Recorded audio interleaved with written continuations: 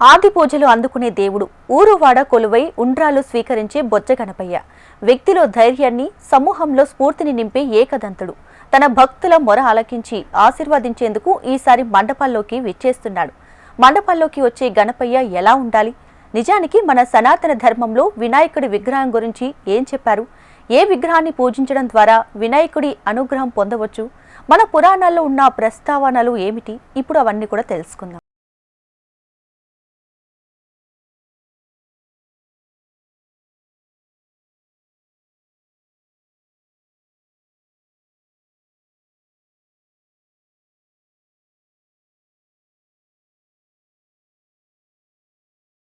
శుభకరుడు లోకాల్ని పీడించే దుష్ట రాక్షస శక్తుల్ని రూపుమాపేందుకు పార్వతీ పరమేశ్వరులు సంకల్పించి ఆయన్ని సృష్టించారు. దేహాన్ని తల్లి, శిరోభాగాన్ని తండ్రి ప్రసాదించగా అవతరించిన స్వామి గజాననుడు. ఆయన ప్రథమ ప్రమద గణాధ్యక్షుడు. సద్గుణ గణాలకు అధిపతి గణపతి. విశ్వమంతటినీ ఆదేశించగల నాయకుడు. లోకంలో సామరస్య భావానికి అంకురార్పణ చేసినవాడు. ఆయన చైతన్య ప్రదాత, వేదవేద్యుడు, ప్రణవస్వరూపుడు, ఇచ్ఛాశక్తి, జ్ఞానశక్తి, క్రియాశక్తి స్వరూపుడు, వక్రతుండు, సమస్త విద్యలకు కళలకు ఆదిమూలమైన ఆచార్యుడు, అధినేత. భారత రచనలో వ్యాస భగవానుడు చెప్పే సంఘటనల్ని అర్థం చేసుకుంటూ గంటం ఆపకుండా గ్రంథాన్ని రాసిపెట్టిన ఘనత గణనాథుడి.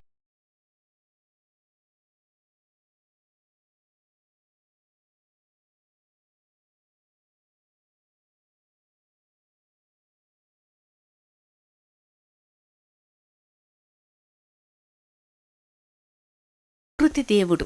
ప్రకృతి అంటే పార్వతీమాత. పార్వతీమాత స్వయంగా తయారు చేసిన మూర్తే గణపతి. అలాంటి గణపతిని పూజించేటప్పుడు మట్టి గణపతే శ్రేష్టమని మనకు ముద్గుల పురాణంలో కనిపిస్తుంది. నిమజ్జనం చేసే గణపతి మట్టితో తయారైతే మనం నిమజ్జనం చేసే చెరువులు, కుంటలకు ఎలాంటి హాని కలగదు. మట్టి గణేశుణ్ణి పూజించినట్లు మనకు చారిత్రక ఆధారాల ద్వారా తెలుస్తోంది. స్వాతంత్రోద్యమంలో గణపతి మండపాల ద్వారా ప్రజల్ని ఏకం చేసేందుకు గణేష్ ఉత్సవాలను బాలగంగాధర్ తిలక్ తొలుత ప్రారంభించారు. ఆ రోజుల్లో తొలుత మట్టి గణపతిని ప్రతిష్ఠించే గణేష మండపాలు ప్రారంభమయ్యాయి. తొలుత పూణేలో ప్రారంభమైన ఈ వేడుక క్రమంగా దేశమంతటా విస్తరించింది.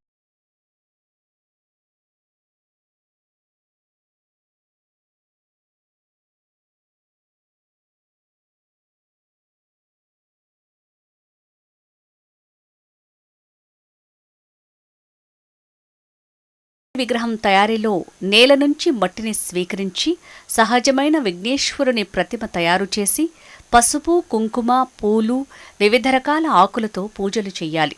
సహజమైన రంగులతో వినాయకుడి ప్రతిమను తీర్చిదిద్దొచ్చు. ఏదైనా పర్యావరణహితంగా ఉండాలి.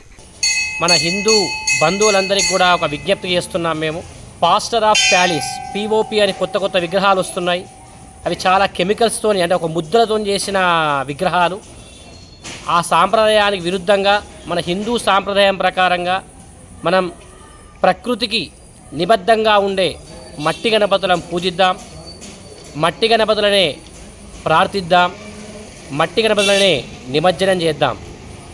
ఎందుకంటే మట్టి అనేది మనకు ప్రకృతి ద్వారా వచ్చి సంభవించింది. ఈ పంచభూతాల్లో మట్టి కూడా ఒక భాగమే. కాబట్టి మన హిందూ సాంప్రదాయ ప్రకారం అందరం కూడా ఏ దేవతలను పూజించాలన్నా మనం ముందు గణపతినే పూజించాలంటారు. కాబట్టి ఇక్కడ నుండే మనం అమలు చేద్దాం. ఇలాంటి మట్టి గణపతులనే మనం పూజిద్దాం. మట్టి గణపతులనే అర్చిద్దాం.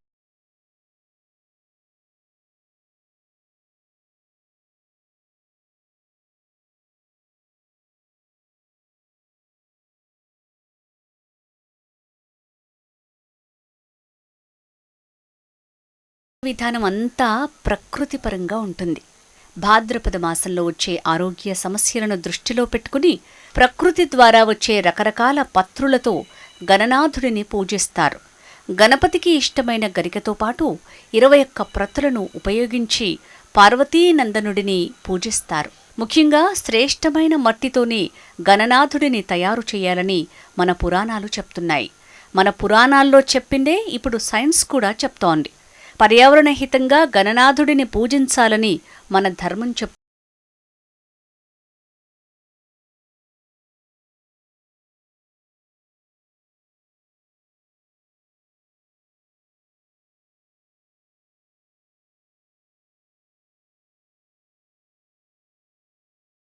ట్రెండ్ మారింది.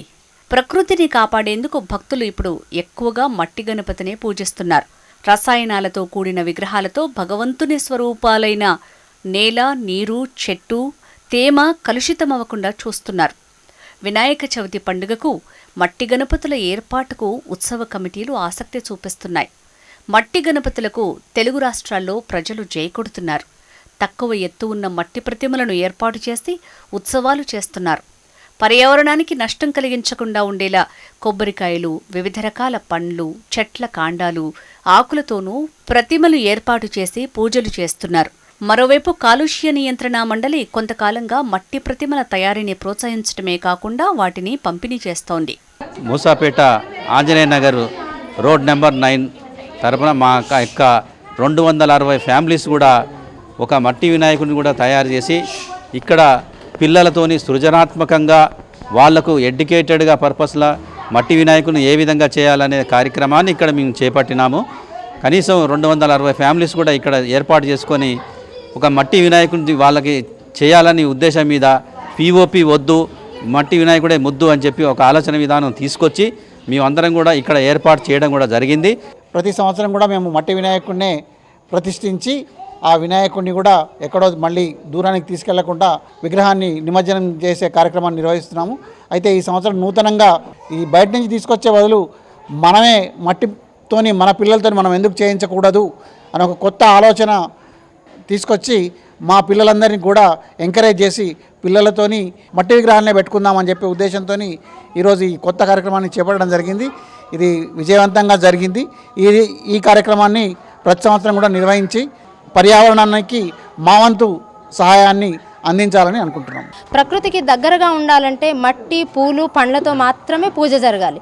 కానీ ఈ రోజుల్లో వినాయక చవితి అనంటే మనం చూస్తున్నాం పెద్ద పెద్ద రంగురంగుల విగ్రహాలు. దయచేసి ఎవరు కూడా అలాంటి పిఓపిని వాడకుండా మన మట్టితో చేసినటువంటి వినాయకులతో పూజ చేస్తే మన చేతులతో చేసుకొని మనం పూజ చేసుకొని మన ఇంట్లో మన వాకిట్లో నిమజ్జనం చేసుకొని ఆ మట్టితో మన పూల మొక్కల్ని ఎరువుగా వాడితే మన వినాయకుడు మనతోనే ఉంటాడు, మనకి అండగా ఉంటాడు. దయచేసి అందరూ మట్టి వినాయకుడినే వాడండి. జై బోలో గణేష్ మహారాజ్ కి జై.